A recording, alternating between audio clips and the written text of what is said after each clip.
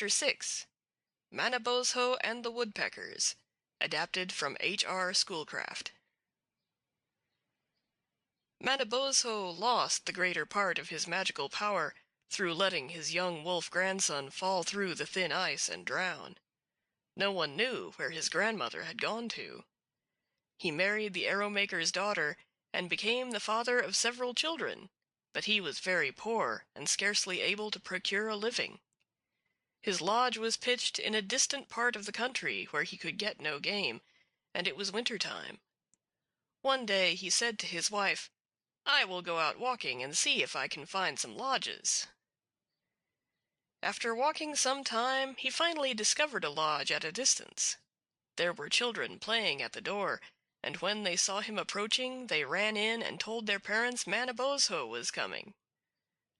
It was the home of the large red-headed woodpecker.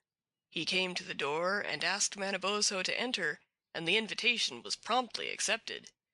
After some time the woodpecker, who was a magician, said to his wife, "Have you nothing to give Manabozho? He must be hungry."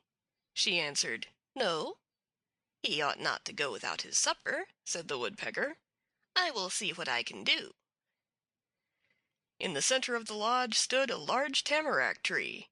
Upon this the woodpecker flew, and commenced going up, turning his head on each side of the tree, and every now and then driving in his bill. At last he pulled something out of the tree and threw it down, when, behold, a fine fat raccoon lay on the ground. He drew out 6 or 7 more, and then came down and told his wife to prepare them. "Manabozho," he said, "this is the only thing we eat. What else can we give you?" "It is very good," replied Manabozho.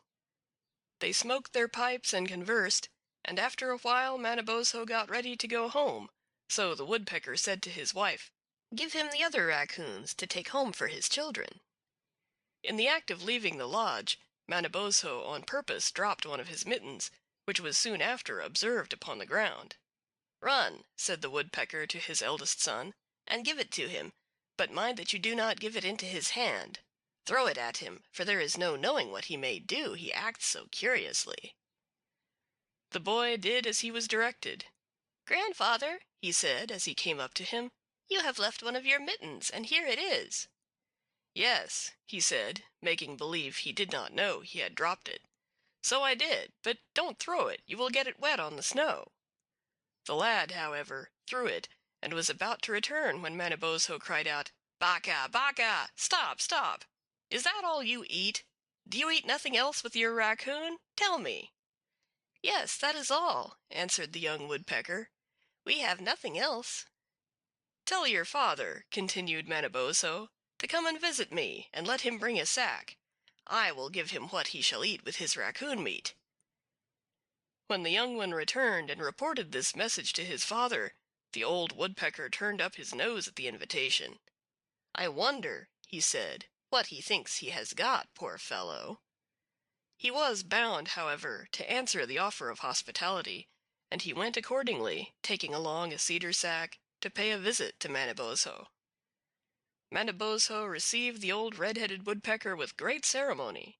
He had stood at the door awaiting his arrival, and as soon as he came in sight Manabozho commenced, while he was yet far off, bowing and opening wide his arms in token of welcome.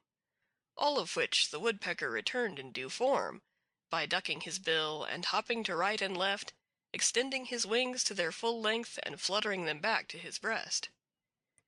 When the woodpecker at last reached the lodge, Manabozho made several remarks upon the weather, the appearance of the country, and especially spoke of the scarcity of game. "But we," he added, "we always have enough.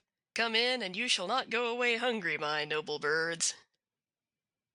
Manabozho had always prided himself on being able to give as good as he had received, and to be up with the woodpecker he had shifted his lodge so as to enclose a large dry tamarack tree.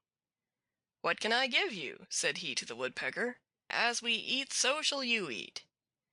With this he hopped forward and, jumping on the tamarack tree, he attempted to climb it just as he had seen the woodpecker do in his own lodge.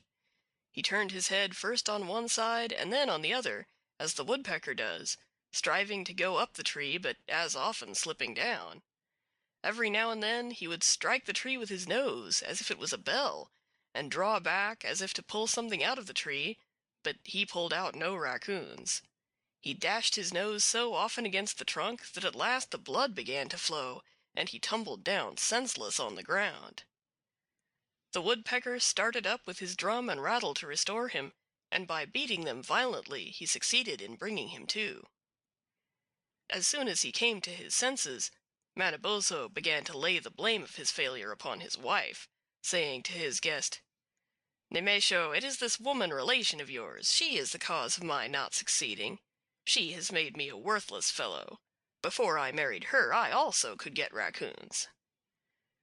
The woodpecker said nothing, but flying on the tree he drew out several fine raccoons. "Here," said he, "this is the way we do," and left him in disdain, carrying his bill high in the air and stepping over the door-sill as if it were not worthy to be touched by his toes. End of chapter 6.